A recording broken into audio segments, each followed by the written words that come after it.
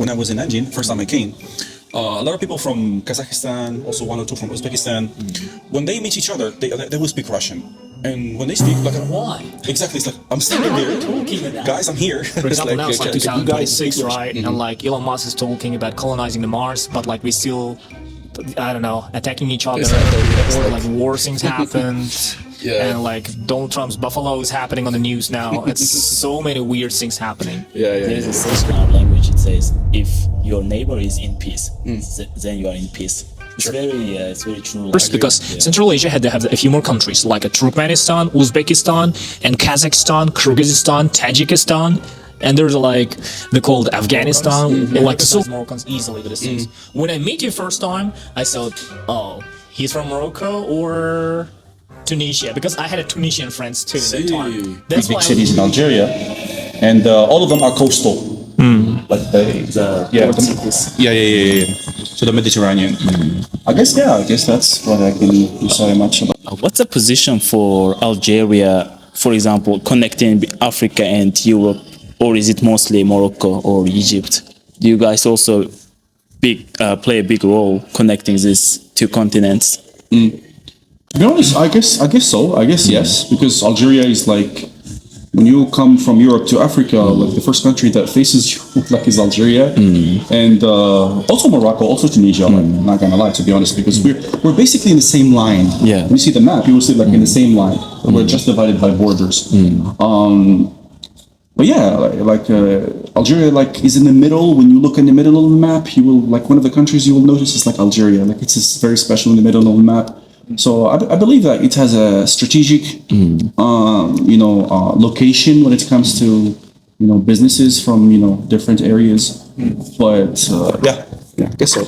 I got a question about like the Algeria. For example, you're from Algeria. You have neighbors like Moroccans or Tunisians. The other neighbors like that you said Libya. Libya is far or like closer still? Libya is very close. Okay, it's a very close. I just said Morocco, like, and next one Libya, and Tunisia. Yeah. This countries like, if I visit, for example, any of the countries in here, or even like if I'm traveling anywhere, is it like easy to recognize that, for example, oh, this guy from Algeria, oh, this guy from Morocco, or this is from Tunisia. For example, if you just compare, don't forget my question, if you back to Uzbekistan and our neighbors, because Central Asia had to have a few more countries like Turkmenistan, Uzbekistan, and Kazakhstan, Kyrgyzstan, Tajikistan. And there's they called Afghanistan, like the so countries, like all the Stan countries, right? So these countries, the people, some people say the Tajik people and the Turkmen people, or Uzbek people, like they looks like similar or something. Even though some of the like Kazakh or the other country people also like to look similar to faces or something. But I think that he and me, we're gonna see any of guys from these countries, we will easily can recognize, I think. So I think the main point we can say, we will try to listen to language. It's easily can recognize some face expression or the gestures or the clothes, dress code or style or something. We could recognize. What about your country? People gonna recognize with this way or different? What's their perspective like if someone from Algeria can recognize the other countries? Or for example, I'm not Arab, like I'm a random person from different country and interested in the cultures. Still learning on. So okay, I understand, I get you. Depending on the looks, it's a little bit difficult to differentiate between people like from, let's say, Morocco, Algeria, Tunisia, Libya, Egypt. So Mauritania is a little bit special. Let's not talk about Mauritania. It's a little bit special. But these countries, like in North Africa, it's a little bit different. Like when it comes just to appearance, just physically. But when you talk dialect, for someone who is let's say meticulous and very alert, they would notice there is and that's a fact. There is a very big difference between the dialects of, especially Morocco and Algeria and Tunisia. Like I said, depending on just physical appearance, I think it's a little bit difficult because I myself sometimes I mistaken like some people. Oh, are you from Morocco? Oh, are you from Algeria? Like sometimes I need to ask, double check. But when it comes to language, it's also a little bit more difficult, but it will give you more hints than the physical appearance. But behaviors, we also have a lot of common behaviors, like North Africa, a lot of them. Yeah. But I think for me, if I'm like talking to me, if you bring me like someone from Tunisia, Morocco, Algeria, and Egypt and Libya, and you tell me like to notice them, the first thing I'm going to do is to speak to them and listen to their dialect. It's going to be easy for me to recognize them. Based on look, it's for you also difficult, right? Yeah. For me, it's like a little bit confusing sometimes because all Arabs. yeah, let alone like the others, I cannot blame them actually. Like, let me ask you a question. Like the first time you saw me, what's the impression, like the country that came to your mind? What do you think? For example, I meet two guys in my entire life about Algerians because like one fun story happened when I first like meet the Algerian guy, and I tried to like 2019. I meet the like Dragon Boat. This is a kayaking team. Yeah. So I joined this team in there because like all the like how to call it, the guys who love the sport, they join this thing. Some guys muscular, someone is like just really good at sports. I do the gym, that's why they just accept me. And after that, what happened, like, you know, sometimes you're gonna come to the team, some guys like they don't like you, or you don't like the one guy who's shining always, this type of guy. I see. And I was the kind of guy, and there's another guy was there, like similar to me, and like he was a friend of the like our team leader, and I didn't like him and he didn't like me, and we just sitting in the like the team, like we started training soon these things, and our team leader was explaining, oh, we're gonna do these things, all right, just for a while we just talk, and like our just topics was like absolutely different, and we didn't like each other even in the topics, and I don't know why it happened. And after that we start training. And I don't know, it was a kind of coincidence. So we sit in the boat, in a dragon boat, practice time. You know, like the people gonna just sit in the, for example, like 8 seats, the 1, 2, and like in order. And I was sitting with that guy in the last order right there on the back. And this guy was like opposite to me right there.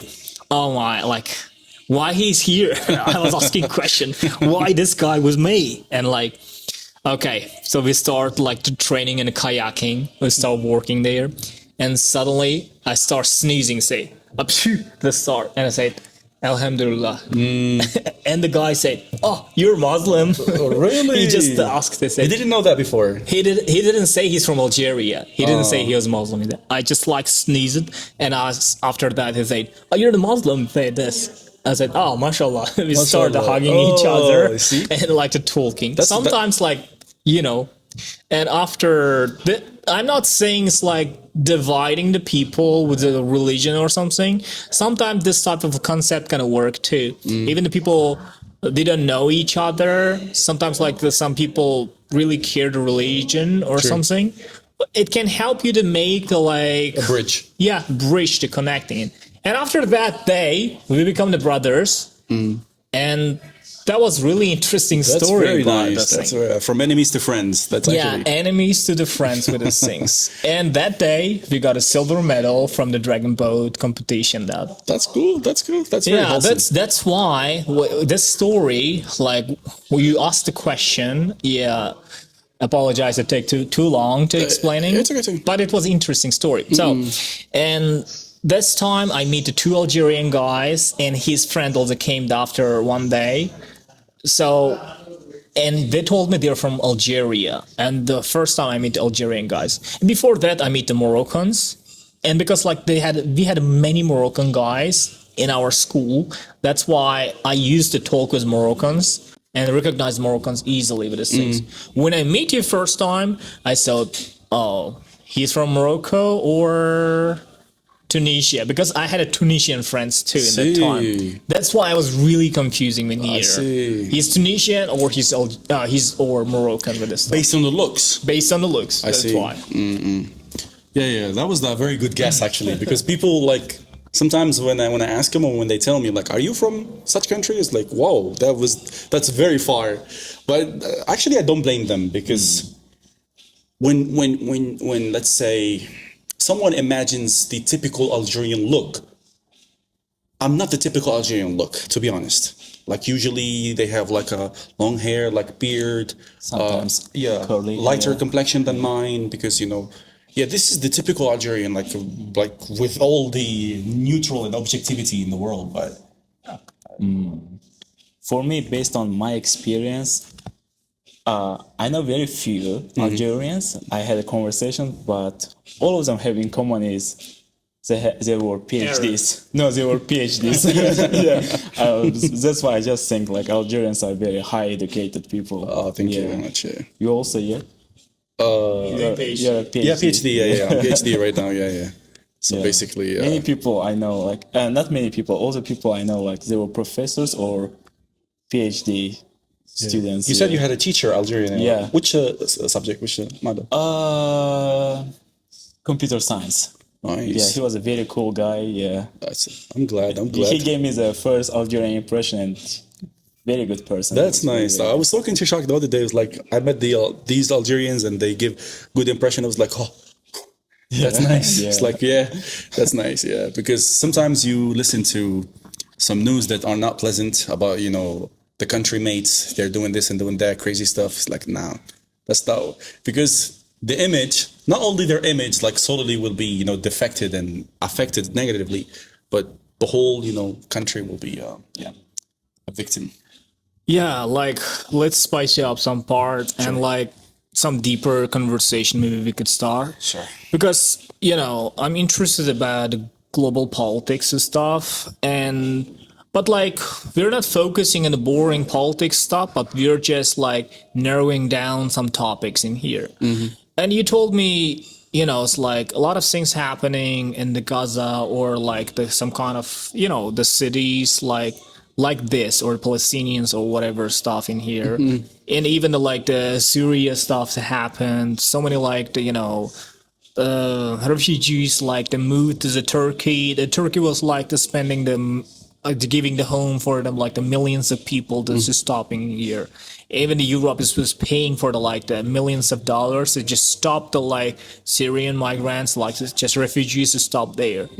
And you told me you have an experience that you meet this kind of situation. You have been in this kind of situation. You brought the food for them, the refugees from the which country? I forgot. You told me about Mali, this. Niger or Niger. Okay. Yeah. So I want you to try to explain about this case, how it happened, why it happened, and how, when you just give the food to them, what kind of situations happened. I think it's like some people interested in this thing because I'm curious about how the situations happened. I know it's really bad and sad, but we need to know, I think. Yeah, no problem at all. Talking about that specific situation, well, yeah, we were talking the other day that a lot of people from, I guess, Mali, that's the one that I'm sure of, because they are, we share the southern borders with them, with some countries, Niger, Mali, Chad. Some people, because of the wars and, the conflicts in their countries, they tend to, go to countries who are more, stable and safer. So yeah, a lot of them, not only in Algeria, by the way, a lot of them also went to Tunisia and also Morocco. But yeah, specifically in Algeria, they have emerged a lot. And coming from the south, the south is so big, like the south, to come from the extreme south of Algeria to my city, it's actually very big. It's like a very long journey. So a lot of them are based in different cities, not only mine, but those who are based in my city, they live in an area. It's let's say, a very specific area. Like when you go to a neighborhood, you will find a piece of land, and you will find some tents that are made by them, and they're living there, maybe more than 100 or 200 people there. Yeah, this is just one area. And yeah, and I remember my aunt's house is near the area. When I used to, give a ride to my mom, like taking her to her sister's house, my aunt. She used to tell me, "Oh, these people are like need food," and she used to like feel, sympathetic towards them. And yeah, the idea started like my mother used to sometimes prepare like some couscous, like some food specifically for them. Like we package them like into some plates, and just typically giving some what you can. So yeah, she used to prepare some plates and whatever, and I go with my brother there to the area, and then we open like the trunk at the back of the trunk, right? The back, the hood. Anyways, we open the car and we start, Sharing. yeah, sharing food with them, and they would like very, let's say, very excited, and at the same time they don't care about the order, and this shows how bad the situation they are in, like, which is very sad to be honest. And yeah, like we did this. It has become a habit to be honest. Every time my mom, like maybe once or twice a year, whenever we have the chance, yeah, she tells us like, please take this food and give them. Yeah. You're a very good, kind Yeah, neighbor. Yeah. yeah. That's the least we can do actually. As long as the like they're living in the area and they're like have like genuine problems and stuff, and there's no harm in doing that. I think that's the least we can do. There is a saying in our language. It says, "If your neighbor is in peace, then you are in peace." It's very true. Like Agreed. Yeah. Agreed. Really agreed. That is. Yeah. Yeah. Also Syrian as well. We had some refugees from Syria. Like they opened a lot of businesses. I remember back in the days, I used to go to a Syrian guy who opened a restaurant, like a very delicious food, like Syrian mixed with some Algerian food. I used to go there, and when I was like younger, to be honest, and then when I grew up, like years later, I realized it's because the situation in Syria, and yeah, I guess. Now it's like the situation is getting better in Syria, I think, right? Sure. And because for you, like you watch the Arab news, like Al Jazeera or something, whatever you watch every day, I think you know very well, better than us, like about the Syrian case or your neighbors in here. Yeah, I guess so. Yeah, I mean, I believe that Syria right now, like with I think their new president, they are because also I watch a lot of content creators that are Syrian as well. At least two of them. One who is a football analyst, and the second one who is like a tech content creator. Both of them, they used to live in Turkey during the war, and then when everything like settled again, they announced like we're coming back, everything is good right now. We can't wait to go back to our countries and stuff. Yeah, so yeah. And to build the country, right? Yeah, sure. Yeah. Yeah, I hope like that was a sad topic, but like I wanted to edit the section. Yeah, so no problem. Yeah, so I hope like world gonna be at peace, and we don't need this kind of wars. Like, Sure. we need to hate it. Like last time I told him, for example, now it's like 2026, right? And like Elon Musk is talking about colonizing the Mars, but like we still, I don't know, attacking each other, yeah, or like war things happened. Yeah. And like Donald Trump's buffalo is happening on the news now. It's so many weird things happening. Yeah. It's crazy. The world is sometimes can be wicked and a very bad place, but yeah, I guess so. Yeah, let's just back to our topic again. So I think now, what about if you're talking about Arabic language? I want you to listen to your personal opinions. Like in Arabic language, like, for example, if someone gonna talk about Turkish language, the Turkey, of course, that's like, some people gonna ask, you're Turk or you're not? Because we call ourselves as like the Middle Turk, or they call like the Turks like divided some sections in here. That some like Mr. Erdogan also said about the Uzbekistan is like they call the motherland, or like the fatherland of the Turks, like this you already mentioned about, and the like.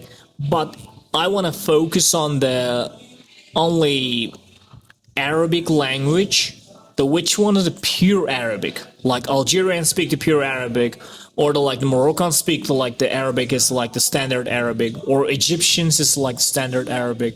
Yeah, what do you think? That's actually a very good question. To me, as far as I know, and I believe that's because like language, applied linguistics, this is our interest.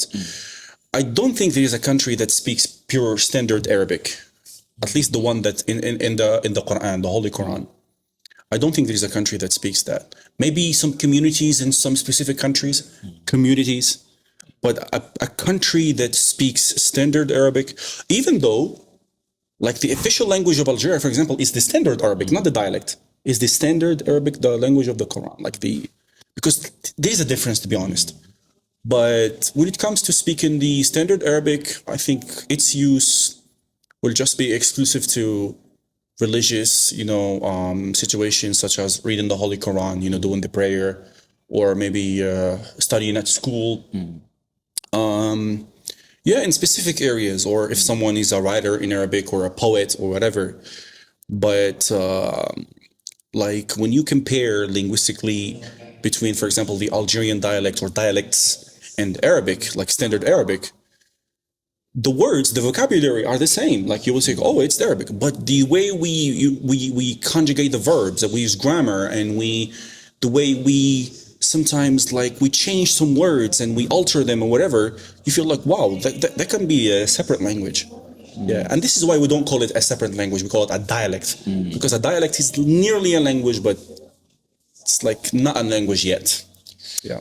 In my country, people who lived 80 years ago, 70 years ago, the language they spoke and the language we are speaking is very different. They had more vocabulary and they had deeper understanding of the language. But by our age, it's getting, I don't know, I think I cannot speak in Uzbek language in their level, and the meaning of the words are also changing slowly. So I think language is declining a little bit. How about in Arabic? Is it also happening? If it's happening, I heard that some words in Quran that was mentioned in Quran, by now it doesn't mean the same thing anymore. But only the scholars who knows Quran very well, they can understand the real meaning behind it.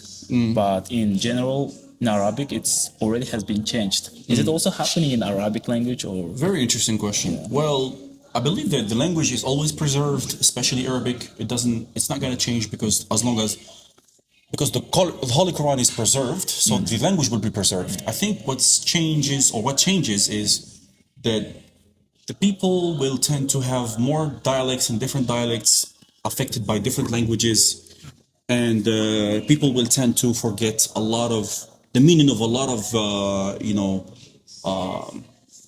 vocabulary in Arabic, because as you guys know, Arabic at least has 13 million words. Really? Yeah, which is I think the largest language with the vocabulary. So of course you will forget the meaning of some words and stuff. This is why when we read the Holy Quran, when we see something that's not familiar, we tend to read the books of tafsir, like the explanation books, to understand certain words and the context, and even I'm native Arab, so sometimes I need to read the explanation books to understand thoroughly what's meant here. Yeah. Because our country also influenced by Islam, and we took a lot of words from Quran also. For example, we have the words like gunah. I don't know, I cannot give examples right now, but it's okay. There are so many words. When I listen in Arabic, I can pick up some words. Oh, we also use this word. I see. But it has changed a little bit, in our culture. For example, ihsan. Ihsan, yeah. We still have it, but it has changed a little bit. When we heard about ihsan, we only understand about giving away things. But deep down, it means doing something very good, right? I don't know. Similar. I believe that. To be honest, this is because of the culture. You know, like for example, the colonizations. I think one of the factors that alter the understanding of people. So, for example, because of the French colonization right now, people will not tend to have like a pure Arabic or pure understanding of Arabic. Because why? Because in our mind in Algeria, most of us have two languages to deal with. So the Arabic would not be like acquired like 100% like very thoroughly, and also French as well would not be 100%. And this is actually a theory in bilingualism, like people who can speak two languages, the more languages you add, the more pressure in your mind will have, and the more a little mistakes you will, or the more words you tend to forget, which is called the cognitive load. This is a theory called cognitive load.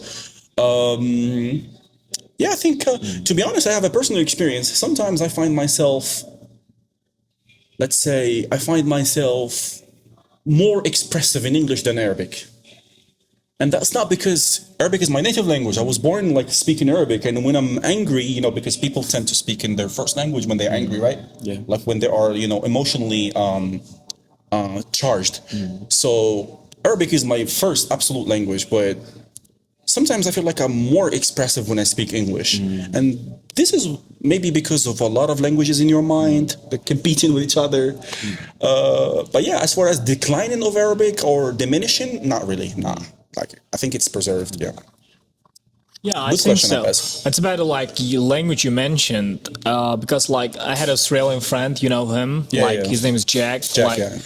We talked about this topic before because like I told him some of my country mates, like when I was talking in English or when I was speaking this, suddenly, you know, I confused when I was using some vocabulary. The same case with him.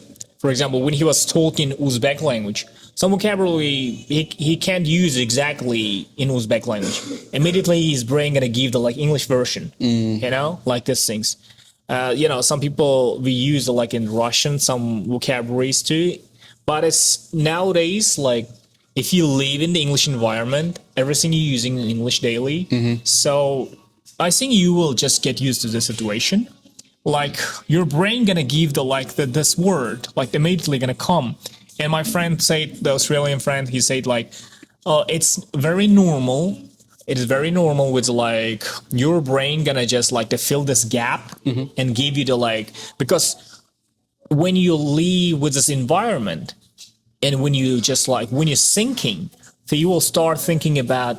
I mean, you're thinking in English. You're not thinking in Arabic. You're not thinking in Uzbek language anymore. True. Because what's gonna happen? Is the same case gonna happen in your mind? For example, I often think in English the more than my Uzbek language. Yeah. Because I spent years and years to improving. For example, when I came to China, I just like 2 years or 3 years, just I cut the connection with my country mates, and I tried to get into like the English environment and just spending years and years to talk with people to get some level. It's not like only learning the just basic language. We try to learn the culture, habits, how they think, how they use this techniques with the stuff. When I'm talking, I took the word from the situations which I meet. In Chinese, also the same. Yeah, like for example, I told them last time when I was talking in Chinese, I copied the pieces, the language points for some people which speak in Chinese. And I remember that people say this word exactly, and I will use this technique and say to another person. In this context, or that's actually nice. But this is also like a bit dangerous and useful too. The useful part, you speak really natural Chinese, True, or the English, but we're talking Chinese now. But if this person's, because Chinese is like complicated, they have the 4 tones. If you speak the one tone wrong, that's completely different meaning, right? Changes meaning, yeah. Sometimes. So you copy the wrong guys like the language. For example, he's speaking dialect, really weird dialect, but you copy this person, it's really bad. True. So you're not speaking the standard Mandarin. You're speaking some weird dialect gonna be. That is a dangerous part. I agree. So what about you? Do you think in English more than Arab language? Do I think in English and Arab language? That's a very good question. You know, we have a very similar situation because when I came to China here, I mean, the entourage, the surrounding friends or the people that I have, I let's say I tend to use more English than Arabic. Like sometimes when I call my family back home, when I speak like my dialect, I can speak it like I didn't forget it. Like that's not gonna happen. But my mom will joke with me. It's like, do you still remember your dialect? Like you didn't forget? It's like, come on now. that's not. But yeah, she's actually kind of especially because there are some people. I think Shark, you're I don't know about you, Abbas, but there are some people who pick the language, who go like to when you go to a place, you're quickly picking that language or that dialect quickly, and you start like speaking with their language like in no time. To be honest, for me, I think there are measures, at least to myself, I think in order to say that English now is more dominant than your first language or whatever. I think when I'm angry or when I'm like not like in a good mood or something, I'll tend to speak my language, which is very natural in all human beings, I guess. This means that still your first language is more dominant, and at the same time, when I dream, I will dream in my first language. All right. Yeah, That's interesting. I don't really remember. Maybe once or twice, I was dreaming like speaking or listening to English or whatever. But most of the time, you will dream in your first language. I think I'm not really sure. This is not based on like facts, but I think this will show that still, even though like right now, like I've been 3 years here in China, maybe like more than me years, and we speak English like every single day. But still, your first language, very difficult to be changed and replaced. For me, personally, I lived in few different environments. For a few years, I lived complete Chinese environment and English environment in Uzbek environment. But when I switch the language, for example,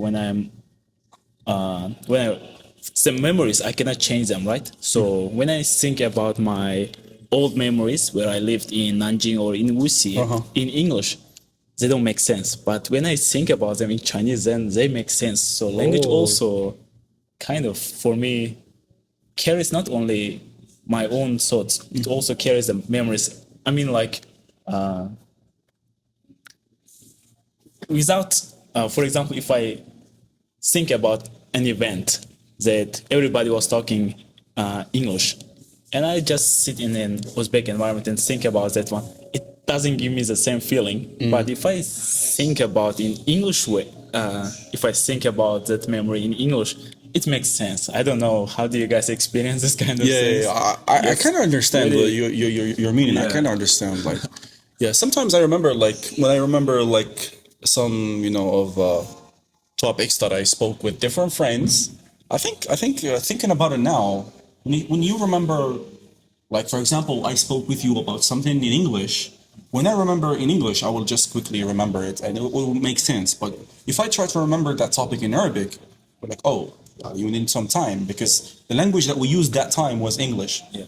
But yeah, that's a very interesting point. Yeah, there's one more thing. Like he just opened really interesting theory.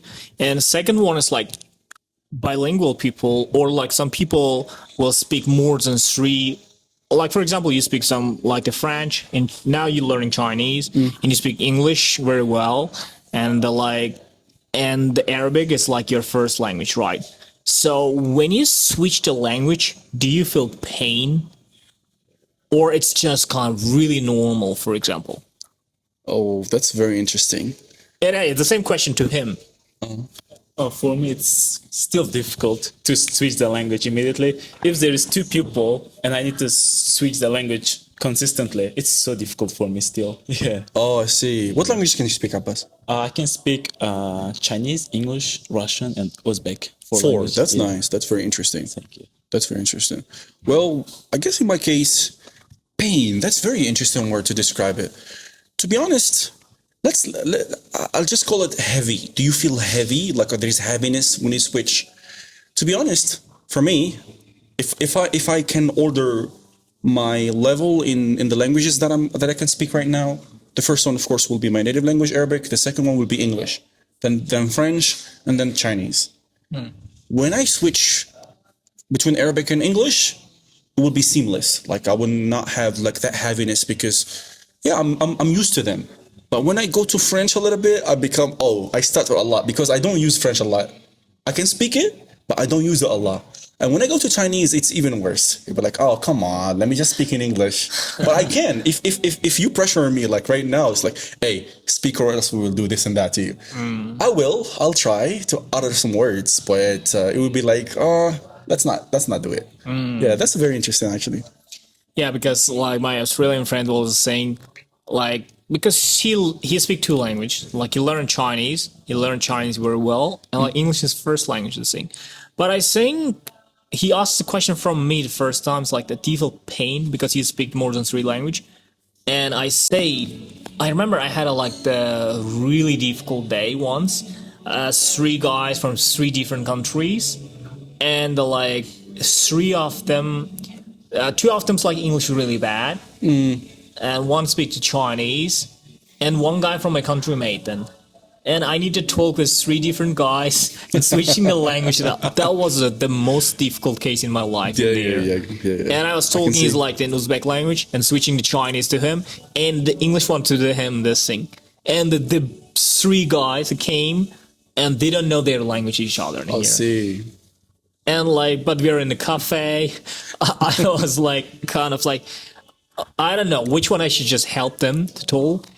I don't know. It looks like pointless sitting in there. It's like you guys were having a conversation. Here? Yeah. Why this guy's here? It's like you're using a computer and constantly going to the settings and changing the language. Yeah. It's like this. Just like I'm talking with this guy's like English and this guy's in Uzbek language. This guy's like in Chinese and switching the language like several different angles in there. I see. I feel you. You know, sometimes you also feel like you are isolating other people. I remember when I was in Nanjing, first time I came.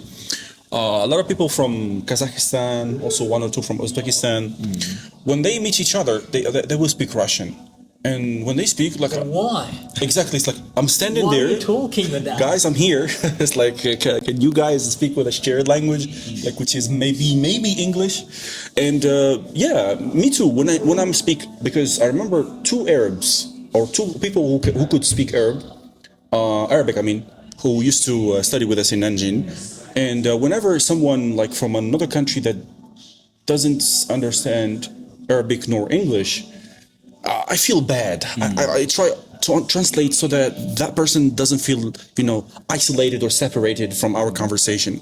And I understand really your situation, but what if I can't speak Russian to explain that person? Like, what should I do in here? Like, it's very interesting. Yeah, and another thing is which I told you, and this is maybe our last question, and we have the quick questions about Uzbekistan. Sure. About this topic, the last question. For example, you just mentioned that Kazakh guys were speaking Russian, or the Uzbek guys was talking in Russian when they meet each other in here. Because normally Kazakh and Uzbek, they can understand each other if they speak slowly. The Kyrgyz and the Kazakh and Uzbeks, they definitely can understand each other. Just give some attention and talk slowly. That's it. And the Turkmens, also similar, but some of the vocabulary is a bit different and difficult. But Tajiks is it's old Persian language things. That's why some of the vocabulary is Uzbek language copied, some words, but not totally. So we can totally understand, just a few words can understand with it. But because Kyrgyz and the Kazakh and Uzbek, the Turkmen, all the Turkish language, the one Turkish language, they can understand each other.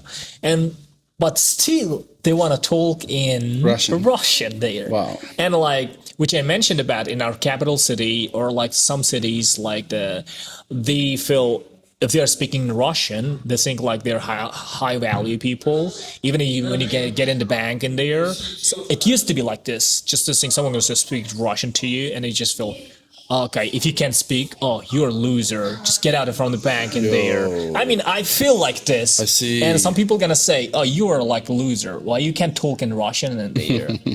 And that was a problem at the time, I think. But now it's changing because patriotism is like the growing really fast these days. And people now just speak multiple languages in here. My question is like, is it similar to Algeria? Because like, if you can't speak French, are you a loser? Or some point it's like you're a little bit like the low value people in there, north and south, or the different areas. What's the difference? I really want to compare. You exactly touch a very, very, very, like let's say, let's not say sensitive, but very controversial point. Like exactly it's like you were asking as if you know the situation. It's like, huh? Maybe you know that, but. Yes, there is. If you don't speak French, and this is what makes the division between the south and the north. The people from the south, we don't use a lot of French. We use French, some French, maybe in a conversation, maybe 10 or 15 words in total. When people from the south go to the north, they try to mimic what the people of the north speak, because the people of the north will try to, mock them and try to disrespect them. Oh, you're from the south. I can see that because, and this is a fact actually. The north of Algeria is more, civilized and open than the south, which is for me. I like the south more, to be honest, still, because it's more conservative and more, I don't know, like more of my vibes. Let's say that. But when you go to the north, you will. The capital city is the north. I think that's enough reason. But yeah, French is considered as the prestigious language. Like we say, la langue de prestige, or la langue de la culture, which means like the language of culture and prestige. And whenever you don't speak French, you feel like something is wrong with you. Seriously, because even the bills, the electricity bills, are written in French in Algeria. I don't know whether this changed in the last 3 years. I haven't been in Algeria like in the last 3 years, but yeah, the bills. Like when you take the bill, you only care about the bottom, the bottom line. Like, oh, what should I pay? But if you like see the words, like absolute French, no Arabic at all. Maybe the name of the company, like of the yeah. And not only that, but even banking, services, French. Well, like when you go, for example, to universities and administrations, French. French was like very like something for me. It's also like leads me to the question: since our first language is Arabic, why the bills are written in French? And I still didn't even know the answer to this. But luckily, I heard that. I mean, last year or the year before the last, at university, and by the way, medicine is taught in French in Algeria. Like medicine, yeah. French, totally French, absolute French. But I heard that they changed it into English, or they started the adaptation of changing it, because you cannot change it in a snap, like just a click of a button. But yeah, I heard like last year they started to change the majors that are taught in French, and they change it into English. I think this will upset a lot of people, but I don't know about that. Guys, sorry for interrupting. It was a very good conversation, but after 30 minutes I have an appointment. No problem. Yeah. But no problem. It's our first time meeting with Abu Bakr. Yeah, it was a very nice to good meet you, Abbas. conversation. Yeah, very good. Yeah, the last part. So like we're gonna finish the quiz stuff like this about Uzbekistan. Yeah, sure, no problem. And yeah, he has some stuff to do. Yeah, no problem, Abbas. Nice to meet you. Yeah, nice the first and not the last. Yeah. We're gonna meet more. Absolutely, You guys. Yeah. Yeah, take care, bro. Continue. Okay. Thank you very much. Thank you. Sure. Thank you, bro. We'll talk again. Yeah, sure. See you. Next time, we're definitely gonna go to Algerian restaurant, and I think you could explain the food scene, right? Yeah. Because we have a food review, because we want to know about Algerians' food, these things. We can do that. I have tried, and we have tried like a Lebanese food that was good. That like Lebanese kebab or the hummus, that was good stuff there. In which one exactly? And like Lebanese food, The restaurant's name was like, which I mentioned to you the last time. I forgot. Yeah, El Falafel or Souk, the restaurant in Hangzhou. Souk market. Oh, Souk. Yeah, that one. And let's back to now to our last part of the podcast. In here, the questions about Uzbekistan. So like, when you think about Uzbekistan, like when you heard a name, like what's the image gonna come your mind? The flag. The flag. Yeah. You have seen the flag. Yeah, of course I know the flag. Like light blue, white, and green, if I'm not mistaken. Right. Yeah, with some stars That's in correct. the white part. And there's a moon. There's a crescent. Oh yeah, like a moon, right? Yeah, and the Uzbekistan flag, there's a 1 moon and 12 stars. 12 stars. And blue big line, and there's like the blue, white, and the green one. Green, yeah. Yeah, and they have there's a red lines. The red lines meaning it's about the blood of the Uzbeks in their body. Nice. Separating the 3 colors. Yes. Oh, what about the 12 stars? 12 stars is like the 12 of the provinces. Nice. That's very Uzbekistan. cool. Very cool. Yeah, so you think about the flag, right? What do you know about the country? That's very interesting. I know the capital city, of course, Tashkent. Oh, yeah. Yeah. I know that it's surrounded by cities, bordered by, countries like Kazakhstan, Yes. Kyrgyzstan, also, yeah, like the Stan area. This is what I like to call it, people would like to call it. And to be honest, years ago, when I used to watch football, I used to watch the Asian Cup league, and I used to watch like a lot of teams from Uzbekistan were participating. I think Bunyodkor. Oh, yeah, Bunyodkor. Bunyodkor, right? Yes, yeah. yes. I'm trying to remember because like it was like 10 years plus ago. Oh, right. Yeah, Yeah. yeah. I think Bunyodkor. I think I'm not really remember. Like I cannot really remember the other teams, but they were like really significant when it comes to like the Asian Cups, and they were always clashing with the Saudi Arabian teams, and like having like, let's say, very interesting games against each other. So yeah. Yeah, it's really interesting. You love the football, and you're the fan of the football fan. Yeah. Especially years ago. Yeah. I also know that I think Sokanov, his name, he plays for Man City. Oh, Manchester City. Yeah. What's his name? Is he from Uzbekistan? Yeah. It's like recently he moved to see. I think it's Abdul Qadir. Abdulkader Hasanov. Hasanov, I guess. Yeah, we're gonna put his picture on the video. Yeah, and I sure, think it's sure. Abdul Qadir Husanov. I think. Husanov, yeah, Husanov or something, yeah. And yeah, let's talk about a few more things in here. You know about Uzbek football, or like you saw some of the players they played in the on the TV or whatever, things like this. Yeah, and we have a cities like the Samarkand or Bukhara. It's like some of the cities they have more than 3,000 years. Nice. And the religiously, the Imam Bukhari, the things, right? Imam Bukhari, because there's a Bukhara. This is like the ancient city. In that time, in the past, the people was calling.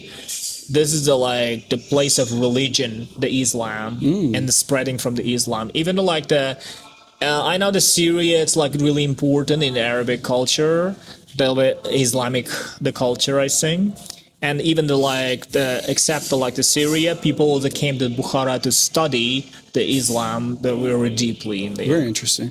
Yeah, you could Google up later. Maybe Sure, no problem. Definitely. If you wanted to travel, and I think in Uzbekistan, it's like the Samarkand, Bukhara, you need to definitely do visit the cities. If you go to Samarkand, and you will feel the Aladdin's movie. Oh, Samarkand, I know that. When you're walking, it's like the Registan Maidan, but you feel this. You feel the ancient Aladdin's the kingdom. Nice. When you walk there, you feel this vibe. Yeah, 2 years ago I visited there. I am from Uzbekistan, but I haven't visited there. Wow. Can you imagine? I'm from the south, but the Samarkand Bukhara was in the middle of the country. I see. I haven't traveled to there.